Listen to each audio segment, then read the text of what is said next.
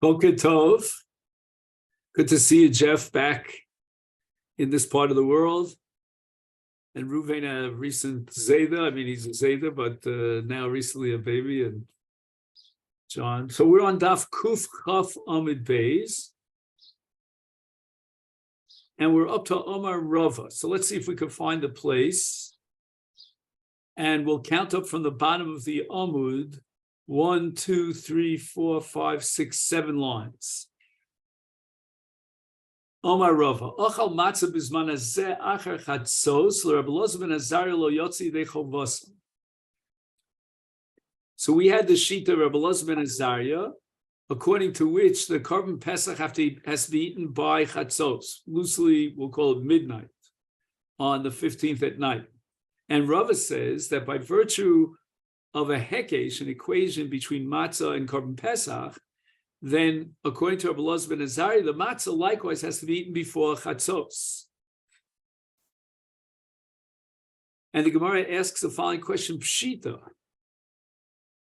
Don't we know that? They came into Iskish LePesach, since there's a hekesh between the mitzvah of Achilas Matzah and the mitzvah of Achilas Pesach, and this is derived from the Pasuk. In Parshas Baloscha, it says, Al matzos umerorim yochluhu. So the Torah equates the matzah with the Pesach, because yochluhu is referring to the Pesach, is kepesach domi. And therefore it has the same limitations of a korban Pesach. And if the Zman Achilas HaPesach is up to but not beyond Chatzos, according to Rabbi Elazar ben Azariah, then that same halacha and that same restriction applies to matzah, and we restrict the mitzvah of Achilas Matzah till before Chatzos. Now, it's interesting because Bnei Yisrael did not leave Mitzrayim until the daytime, right? It says, Ba'etzem hayom hazeh. But already at Chatzos Laila, they were freed from slavery by Paro. And the korban Pesach and the Achilas Matzah as part of Sipur Yetzias Mitzrayim coincides with that moment that we were freed as slaves at the time of Makas Bechoros. And once again, if we have that equation between Pesach and Matzah, why does Rava feel compelled to teach me that, according to Rabbi Elazar ben Azariah, that matzah has to be eaten before chatzos? We know it because of the equation to Pesach. Ma'al I would have thought, says the Gemara, ha'afke kra me'hekesha. Even though there is a hekesh of al matzos merov yochlu, but there's another pasuk that takes it out of the hekesh and sets up matzah as a mitzvah that's independent of the korban Pesach. And what is that pasuk? That pasuk is ba'erev tochlu matzos. In fact, it was from this pasuk that we derived that the mitzvah of matzah applies even bisman hazeh, after Churban Abayis, in the absence of the korban Pesach. Because Erev Tochlu Matzos teaches that matzah is an independent mitzvah that stands unto itself. And in that case, we could eat matzah up until the morning after the Erev passes. Now, let's keep in mind that back on Daf Kuf Chaf Amid Aleph, the Gemara quoted a Brisa, and the Brisa darshan the pasuk in Parshas Re'eh. It says Sheishes Yomim Tochal Matzos. Now, what does that mean? Sheishes Yomim Tochal Matzos. It means that 6 days of Achilas Matzah are a reshus. And then the end of the pasuk says Bayom Hashvi Atzeres. And we're going to equate the 6 days with the 7th day. And we're going to say that it's all reshus. Now, if we include all 7 days under the halach of reshus, then we would come to the conclusion that there's no obligation on the first night of Pesach to eat matzah. And the only way we could establish a separate mitzvah and chova of achilas matzah on the first night is with the pasuk of Ba'erev Tochlu Matzos. So that Ba'erev Tochlu Matzos teaches and separates matzah from Korban Pesach. And matzah has its own individual machayev, its own obligation and its own mitzvah, independent of Korban Pesach. That applies even Bisman Hazeh. But moreover, what that would mean is that l'chora, the mitzvah of matzah is a mitzvah of achilas halayla, and laila goes up until daybreak. We would not assume that matzah is so dependent upon Pesach that just like the Pesach has to be eaten before chatzos, so too the matzah has to be eaten before chatzos. Why should we derive that conclusion when the Torah sets up matzah as an independent mitzvah? It applies even without the Korban Pesach, but Erev Tochlu Matzos.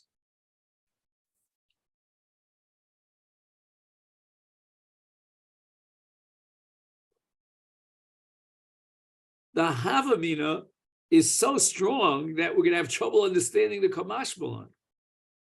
So why is it that even after the Torah sets up matzah as a separate independent mitzvah of Ba'erev Tochlu Matzos, which applies even when there's no Korban Pesach, nevertheless, the Pesach will determine the Zman, the Sof Zman of Achilas Matzah, and matzah has to be eaten before Chatzos. Why?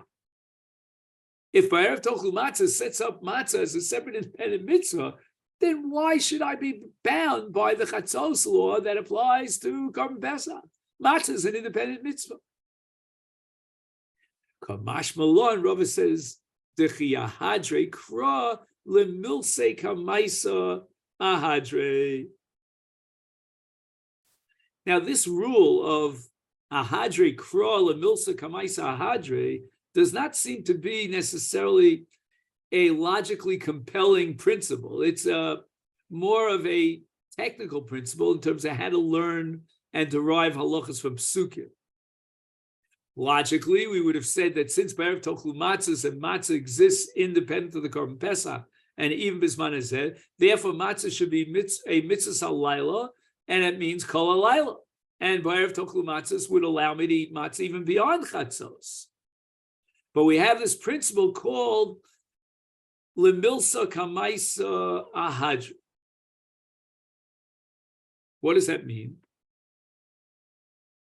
On the one hand, you've got Ba'erev Tochlu Matzos. And that breaks up the Hekesh between Matzah and Pesach, because Ba'erev Tochlu Matzos engenders a mitzvah of Matzah even when there's no Pesach. So Matzah is independent of Pesach. But on the other hand, we have the Pasuk, but al matzos u'marom yochlu. And that pasuk is a hekesh.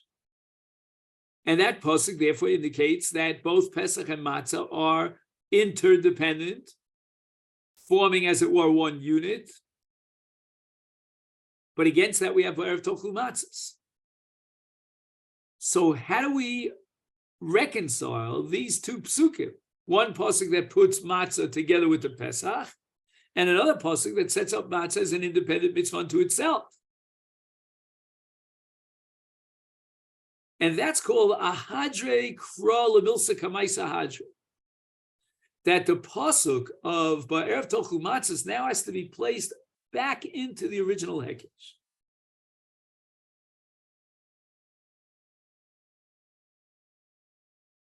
And now we have two different halachas. We got one halacha that applies during the time the Mikdash stands. And that is that matzah is part of the mitzvah of Pesach. And matzah has to be eaten at the time that the Pesach can be eaten, and that is up until Chatzos, according to Rabbi Elazar ben Azariah. So that's what we derive from the Hekesh of Al Matzos Umrom Yochlu.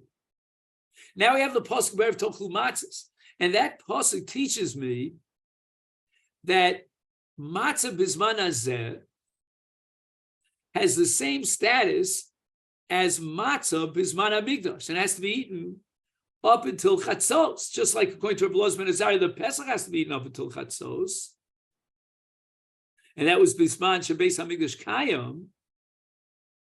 So too, but al matzah rom yochlu, the matzah has to be eaten up until chatzos. But we might think that matzah has to be eaten until chatzos because you have the Pesach and the Beis Hamikdash is kayam, and before you bring the Korban Pesach, then the Torah says, but now that we have B'erev Tochlu Matzahs, we might think that B'erev Tochlu Matzahs takes us out of the Hekesh, and now we have a principle of a Hadre Kamaisa Lemilsa Kamaisa, which means that we put it now back into the Hekesh to equate it with Pesach, such that matzah, like Pesach, has to be eaten before Chatzos. What do we gain from B'erev Tochlu Matzahs? What we gain is that the matzah could be a chiyuv even if we don't have a Korban Pesach. Like Bizman Hazeh, we don't have a Korban Pesach. But the Ahadri Lemilsa Kamaisa tells me that just like the original mitzvah of matzah, when the Beis HaMikdash stood, was equated with Korban Pesach and had to be eaten therefore before Chatzos, so too today, when we have a mitzvah of B'erev Tochlu Matzahs that applies even without the Korban Pesach, it's the same identical mitzvah of matzah that existed at the time of the Beis HaMikdash. The Torah with B'erev Tochlu Matzahs is not altering the mitzvah. It's teaching me that the mitzvah could exist on its own, 2 feet, without the Korban Pesach, but we're not going to create a new mitzvah of matzah because Ahadri Lemilsa Kamaisa. It goes back into the original definition of matzah.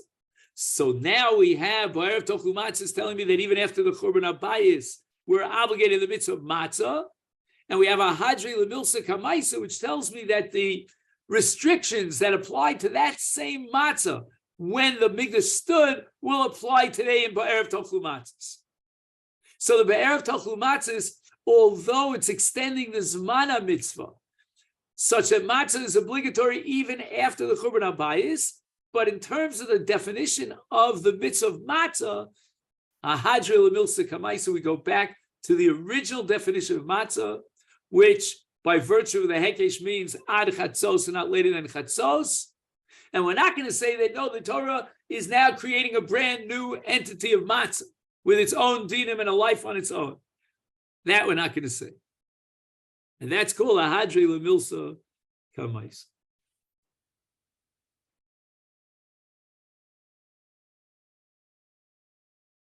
Now the Mishnah tells us that after Chatzos, the Basar HaPesach has the same status vis-a-vis Tumas Yadayim as Pigul and Nosar. And the Gzeres Chachamim, that Pigul and Nosar are Metamias Yadayim, applies, that Gzeres Chachamim applies to Pesach as well.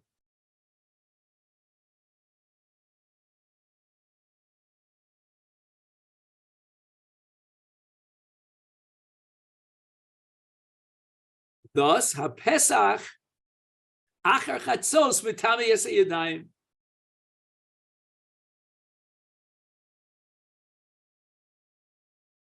And Pigul and Nosar Metamias Yadayim.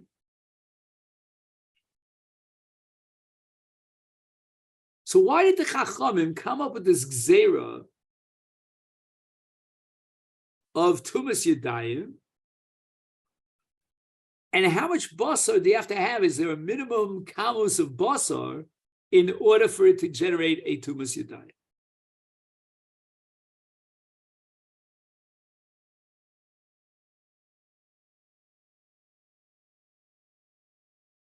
So first, let's talk about the case of Pigul.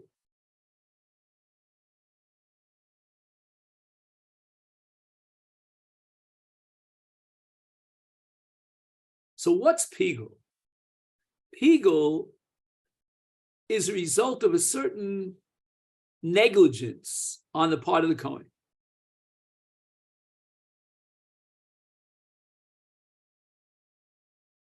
Basically, bottom line is the Kohen messed up.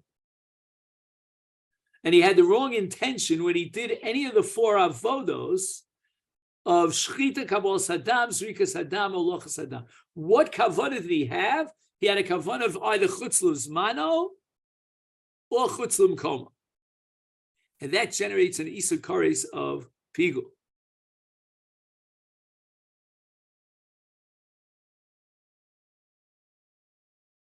Now the Chacham make a gzera, and they say, you know what? If you come in contact with this pigul, then it's going to be metame your yadayim.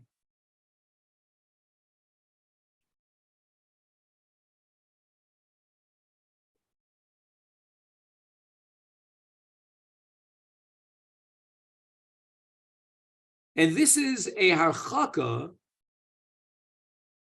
in a sense, to convey the message to the Kohen. It's not worth your while to be careless and not be meticulous about the right kavanah.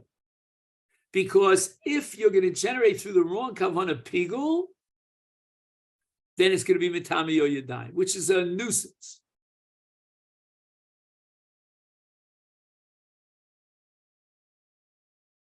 Now, this is called either Ashtei Kohanim or Atzele Kohanim. And Rav Huna of Rav Chizda fight this out. We don't know who holds what, but according to Chad, one of them holds that in the case of the Gzeira of Tumah, that's Mishum Chajdei Kohuna. There are Kohanim who are actually Chashudim, and I'm not sure, but I think the word Chashudim here in this context means, in the broader sense, they're Chashudim of not being careful to implement their avoda. And they come up with machshavos of Shalol Lishma and Chutz Zmanu, Chutz L'Mkomo, all sorts of machshavos.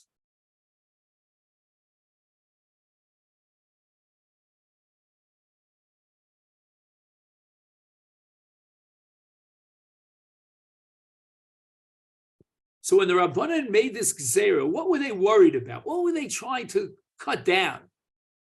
According to one opinion, Ashdei Kahuna. These are Kohanim that are Chashudim, that are suspect to deliberately violate the law and mess up the country. Maybe they have enemies. I don't know why they did it. And as a result, the Basa became Pigul. But Chad Omer, according to one opinion, the Gzeres Tum was only because Atzele Kahuna. What is Atzele Kahuna? There are those Kohanim that are very lazy. They're not mindful. They don't take meticulous care to make sure that they have the right kavonos.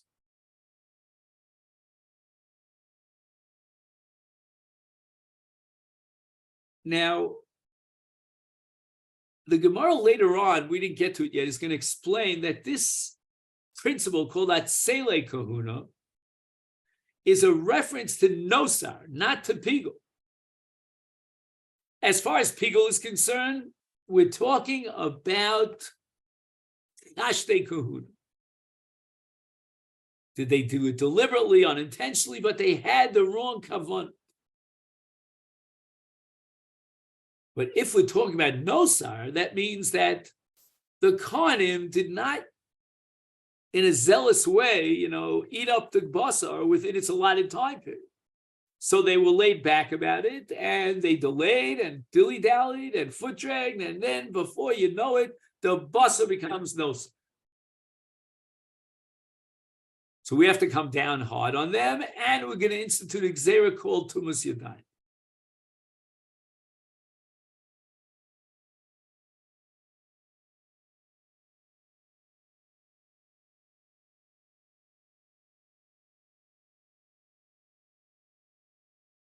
Now, once we mention Rav Huna and Rav Chizda with regard to the Gzeira of Tumas Yadayim, we're going to mention Rav Huna and Rav Chizda with regard to Tumah of Nosar and Pigul. Every Tumah requires a certain shir, a kamus, a certain minimum volume. Every Tumah, every Dover Matami. What's the minimum shear for basar to be metame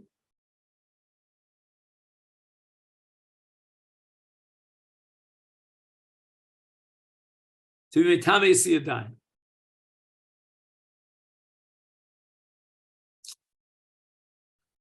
Chad Omar Kizayis v'Chad Omar Kibeitz. Again, we never know which side of the fence Rav Huna and Rav Chisda. So how much basar of nosar, or for that matter of pigul, do you have to come in contact with in order to engender tumas yadayim? Is it a kizayis worth or a kibetz's worth? Kibetz is that much larger than a kizayis. And here we turn to Daf Kuf Chaf Al. And we're coming close to finishing Masechet Pesachim. Not that we learned the whole Masechet.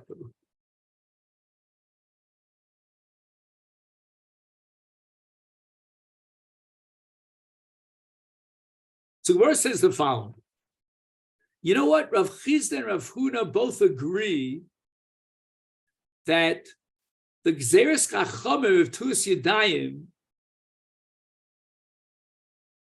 will apply to both contact with Pigul and Nosar. So what is the difference between Rav Huna and Rav Chisda? Chad Toni Pigul. One of these two Amoraim was coming to address the question of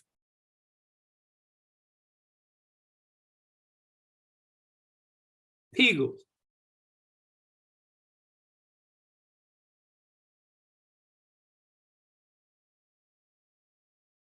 Why is Pigul Metame Yadayim? And the answer is because Chashtei Kahuna. V'chad Tani Anosa. And the other Tana wanted to explain why is it that the Gzeres Chachamim of Tumas Yadayim was applied to Nosa?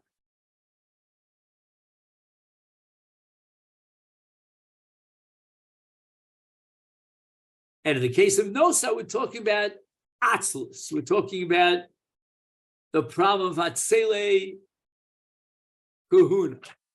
There was a certain amount of laid-back attitude. You know what? We don't have to eat the basa. We have another day to eat the basa. Why eat it today when you can eat it tomorrow? And as a result, it became nosar. So those are atzile kuhud.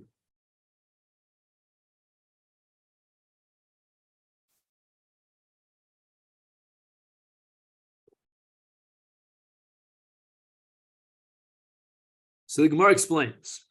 The one who was explaining why the Rabbanim made Xeris Tuma in the case of Basa Pigul, Mishum Chashdei Kahuna. So he answered because Kohanim Achashudim to be Mafagel Es HaKarban B'Meis. Somehow he has an in against the Bailim, and therefore he was Mafagel the Karban. Umachmas HaTuma, but perhaps if the Kohanim realized the repercussions as far as Tuma is concerned,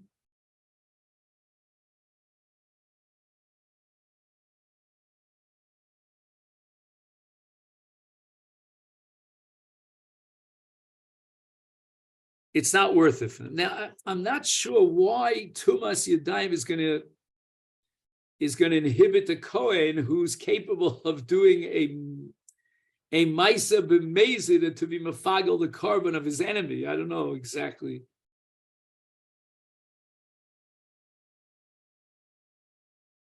I don't see anything here right now in the commentary.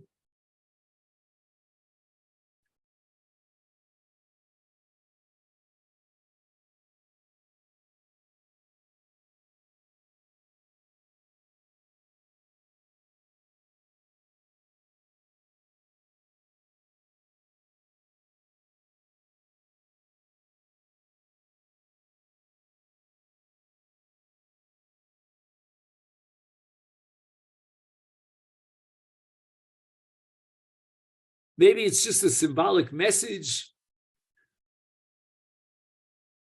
that you've created out of kodshim, something that's metame, and maybe it'll sink into the Kohen's mind that he better avoid situations like that where he deliberately was mafagel the karman.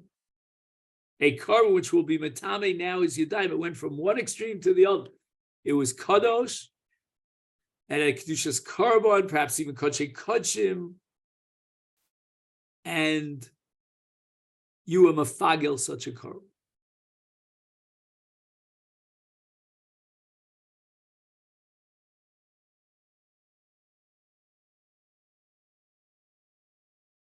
He writes here in the Masifta, Machmas Hatuma, Yimna milafagel, Kadesh lo yitztarech litroach l'tayr yadayim. It's a big tirk of him to be mitayr his yadayim. He's got to go to the river or to the mikvah and dip his hands into the river or the mikvah.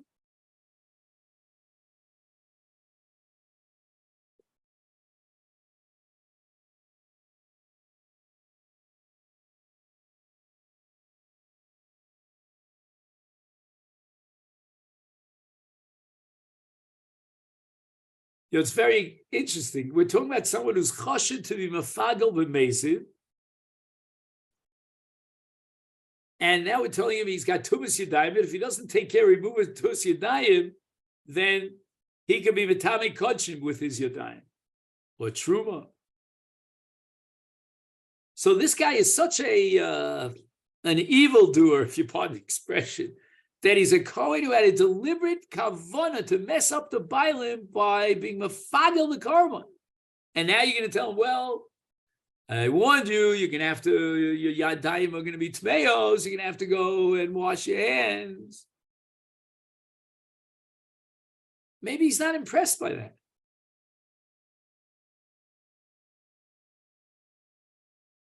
I'm just looking to see if anybody asks this question.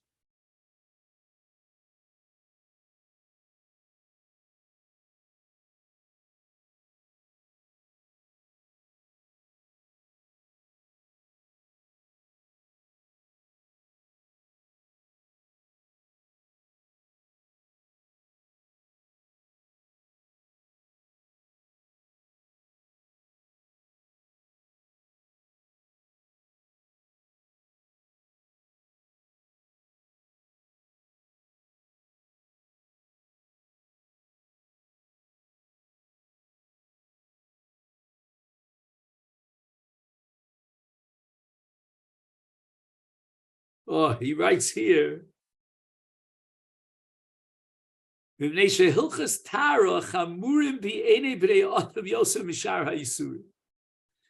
reminds me of the sugya in Gittin that we learned during the period of the 9 days or Shavuot Shechalbo or Tisha B'Av, about how they were more careful about Tuva V'Tara than even murder, so that these Kohanim who are Chashudim on Pigul B'Mezid, nevertheless, they will be inhibited if they realize that they were Makabel Tumah, because we are Tahorim. Be Mafagel, an animal, that doesn't bother you. But to upset your Tara, that's the worst thing in the world. So that's as far as Pigul is concerned. As far as Nosar is concerned, Mishum Atzele Kahuna, Kohanim Atzelim, they're not what we call Zrizim. There's no alacrity in the Achilas Kodshim, and the Basar Kodshim is extended beyond its time allotment and becomes now Nosar. But we warn the Kohanim that you better be careful, because you don't want anything but Tahora, Taras Yadayim, but we're going to be Mitami your Yadayim if you're not careful about the Kodshim to eat it in its allotted time and it becomes Nosar. Now we go on to the second machlokas.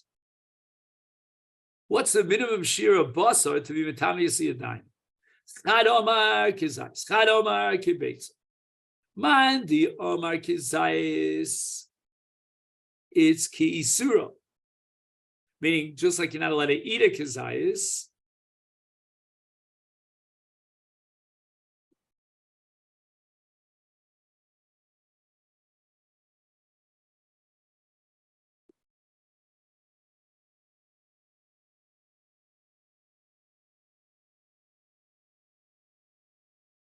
so the Tumas Yadayim is determined by the Isra Achil.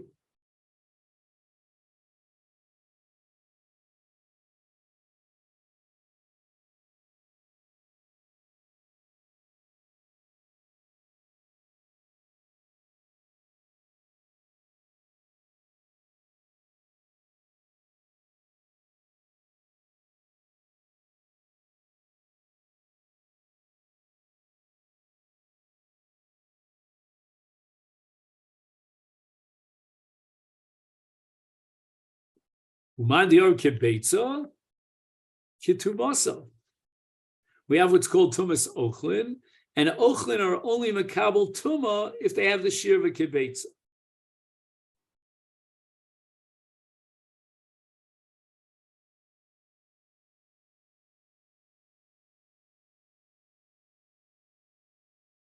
Okay, that's going to Rashi. But most Rishonim learned that if you eat something that's tameh,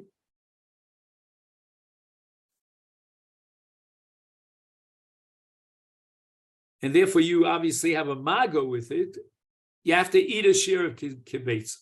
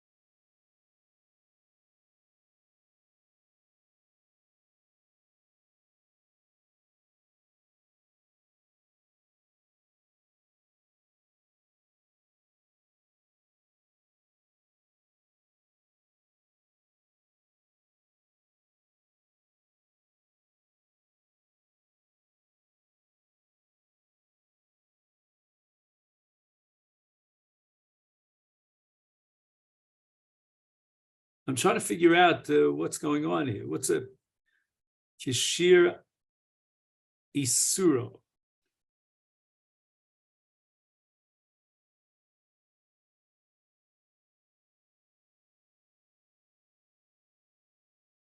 Why should the shear be shear isuro of a kazais? Why shouldn't it be shear tuma? I mean, we're talking about exer of tuma. We're not talking about eating the pigel or the kazayas.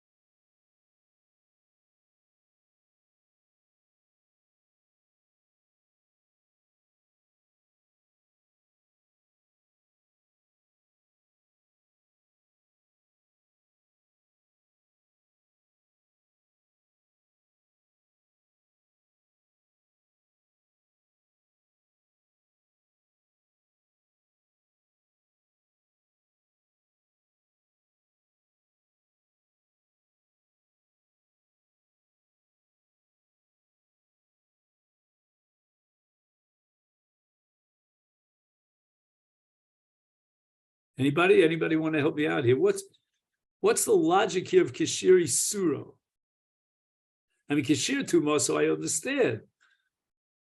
You know, if let's say you come in contact with something that's metame, like ochlin, so that magaba ochlin is only if the ochel has a certain shear. So if we want to impose tuma on the yadayim, then it should be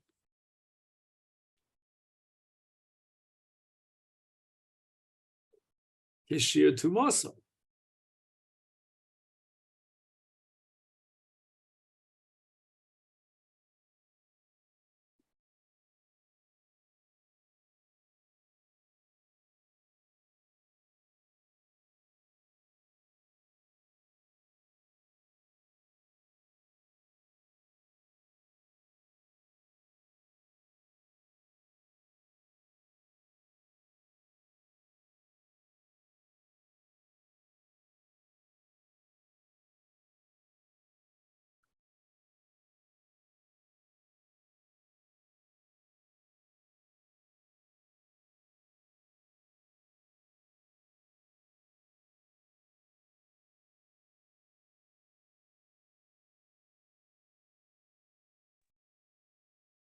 Is it possible that it's an Isur and the Tuma Yadayim is just a Kanas, if you will, so that it's really an Isur?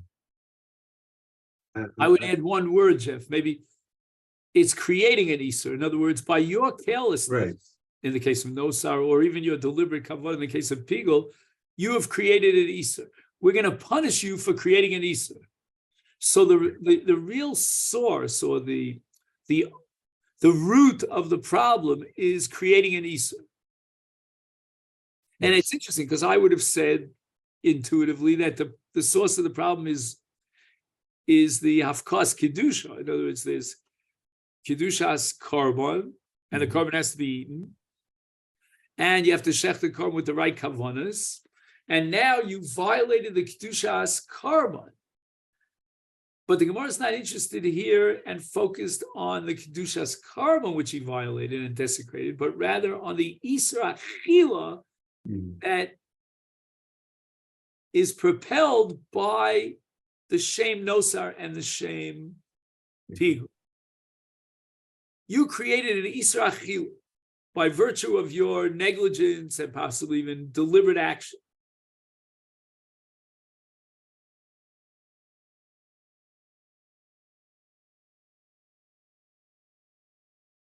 So which basar is a chefte disura?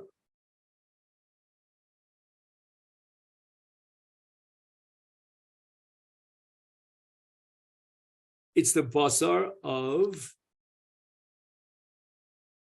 a kizayis. Of course, kizayis would generate the chi of malchus or karis, whatever it might be, if he were to eat it. So that's the logic of shir isura. You have created a chefte disura, and that chefte disura has a kizayis of basar. It's pigul, nosar, and he who eats a kizayis of pigul and nosar is chayav karis.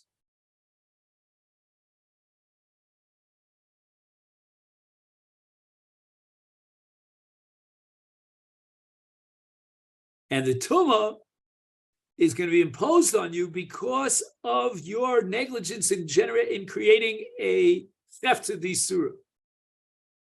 Chefte disura meaning an isra achila, which is bekizayis.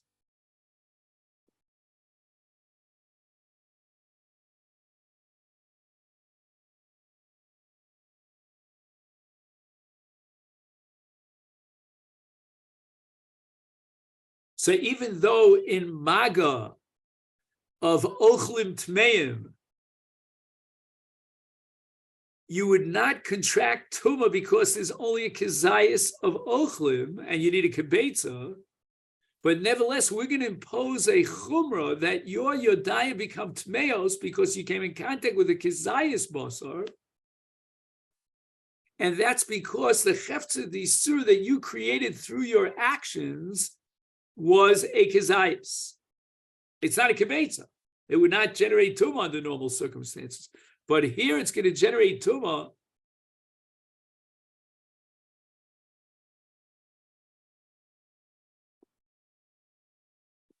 under the law of Isra Achila. The tumah and its conditions depend upon the Isra Achila that you create. As Jeff says very well, a knas. In other words, the knas is going to be defined and connected to the creation of a chefta d'isura. The chefta d'isura is a kezayis. So the tumah is just a way of implementing that knas. As we said before, it's, they live in a state of tara. To them, tara is everything. That's their psychological state. We're going to tell you, your yadayim atmeos, go out there and be matayer them. Why? Because you were guilty, as in Israel, they use the Arabic word, the fashla. Your fashla was that you created a chefta d'isura, which means a kezayis basar of pigel and nos. Let's just think about it one more time.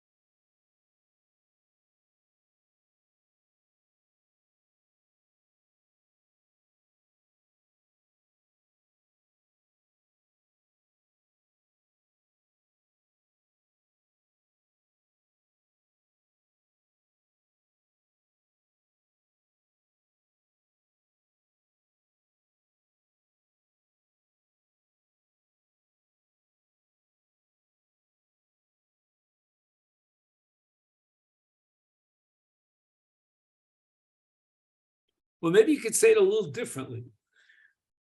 Your avoda as a karma, as a kohen, was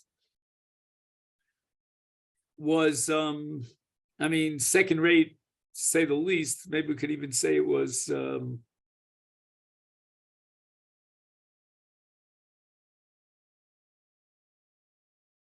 violation of your obligation to implement the avoda, which includes having the right kavanos of zman and makom, and that's in the case of pigul, and to make sure that the basar is eaten within its time allotted. That's all part of the mitzvah of the kohen within the context of avodas hakohen. We're going to be metame your yodayim such that now you can't do the avoda.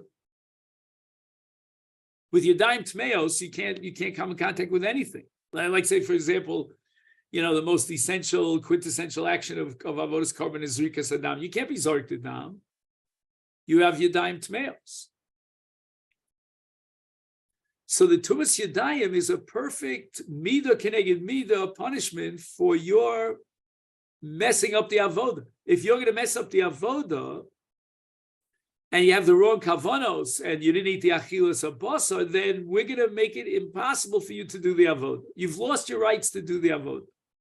Again, only on a very temporary basis, but we're going to be metame your yadayim. Now the question is, we can't just hocus pocus declare that your yadayim are tmeos. You have to come in contact with the pigul and nosar. But the shear will be a kezayis.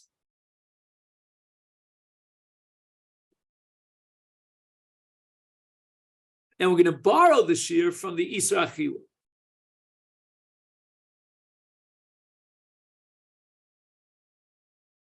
All right, this leads up to the Mishnah here on the top of Kuf Chaf Aleph, which is a very short daf.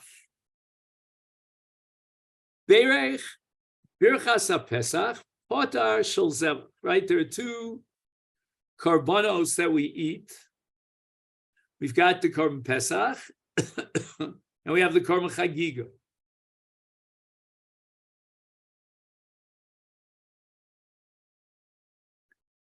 Now, the Korban Chagiga comes under the general category of Zvachim. And therefore, the general bracha, Asher Kitzor Mitzvos Tzivanu Lechol Min HaZvachim, should apply. Whereas Korban Pesach gets its own separate bracha. Why?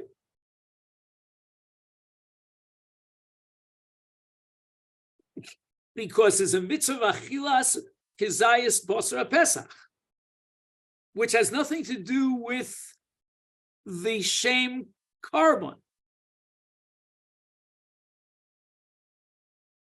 In fact, we discussed on Monday, or maybe it was on Sunday, that as far as achilas kodshim are concerned, even after chatzos, according to Blozman and Zaria, you would eat the basar kodshim, according to one opinion.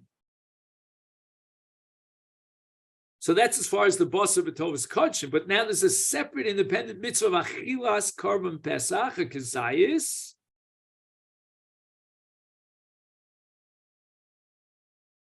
and that generates its own bracha.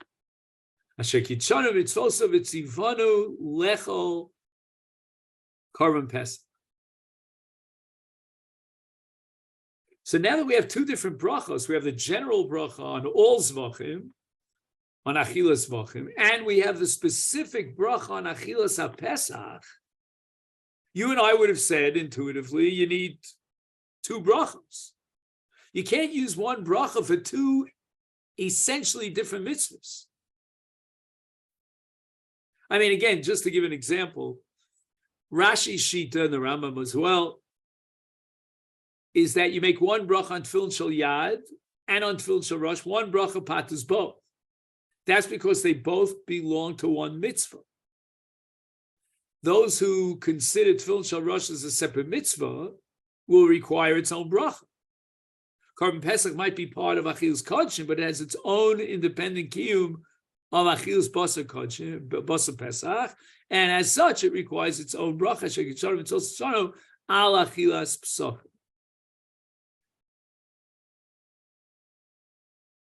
So why does al achilas psachim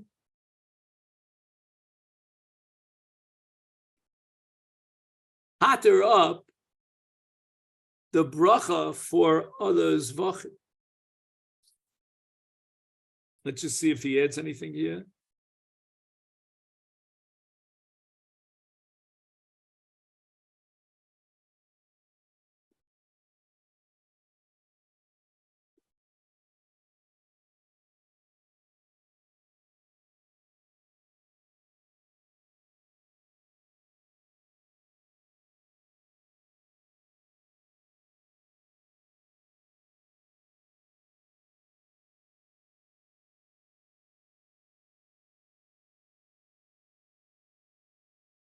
No, I don't see anything offhand. But again, this is all at least Rabbi Shmuel. There is a sazevach lo potes hapesach. That we understand because the separate mitzvah achila, not midin kodshim, but midin v'ochlos habasa b'layla zev achilas pesach. Therefore, we need a bracha on achilas pesach. The bracha on zvachim is not going to be relevant. But the other way around, according to Rabbi Shmuel, namely that the bracha on the Pesach could patter up the Zvachim, that's a pella. Rabbi Akiva Omer lo zu potersa zu lo shel zu potersa. You need two separate brachas, you have two separate mitzvahs. I wonder why Rabbi Shmuel allows the bracha of the Achilas HaPesach to cover the Achila of the Chagig.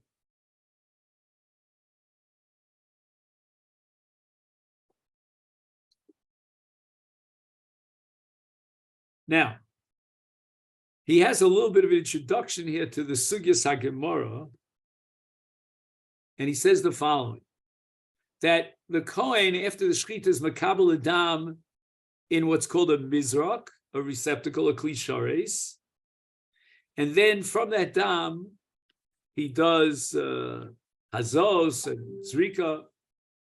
In most cases of Zvachim, he does Zrika, and he has to stand at a certain distance from the Kira Mizbeach, and he does his Zrika. Now, Rabbi Shmuel in Masechet Zvachim on Daf Lamed Zayin maintains that a Korban Pesach is different, and there's no din of Nesinas Hadam on the Mizbeach, on the Kira Mizbeach, but rather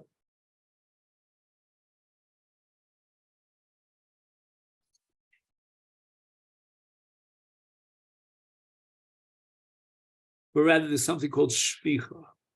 Now, what exactly is shvicha? Shvicha means that the Kohen stands on what's called the Yesod HaMizbeach, right? That was a little platform around the bottom of the Mizbeach, and he takes the kli, that receptacle that has dam in it, brings it close to the Kira Mizbeach, and pours it onto the Kira Mizbeach. So there's no zrika, but rather shvicha. So we see that in the Avodas HaKarban, Korban Pesach has its own unique avoda. It's shvicha instead of zrika. Now, what would be in other kodshim where the mitzvah is zrika, but he did instead of a zrika, he did a shvicha? Would he have fulfilled the mitzvah? And the Gemara quotes a machlokes tanoim here. Kishetimtza lomo l'dibri Rabbi Shmuel zrika bechlal shvicha. And what that means is that if in the case of other korbanos, he did instead of zrika, he did shvicha, then he was yotze. So shafach midam sharas vachim yotza, according to Rabbi Shmuel.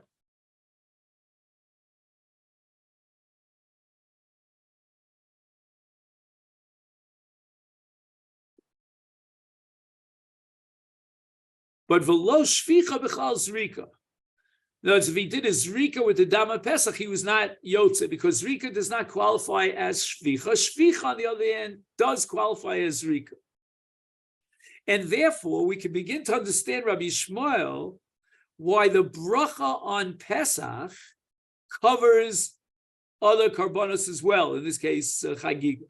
Because the avoda of Korban Pesach would suffice for others, because zrika is bichlal shvicha.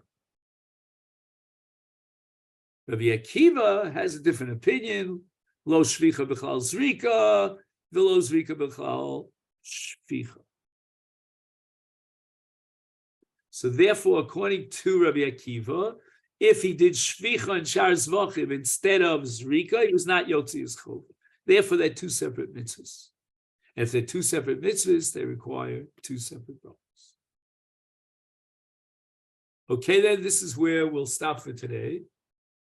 And we'll learn a little bit Sanhedrin now, Mirz Hashem. Let's call it for 10:45. Is that okay? All right? So let me wish you a great day. Good to see you back, Jim. Thank you. Okay. So we're going to end this meeting.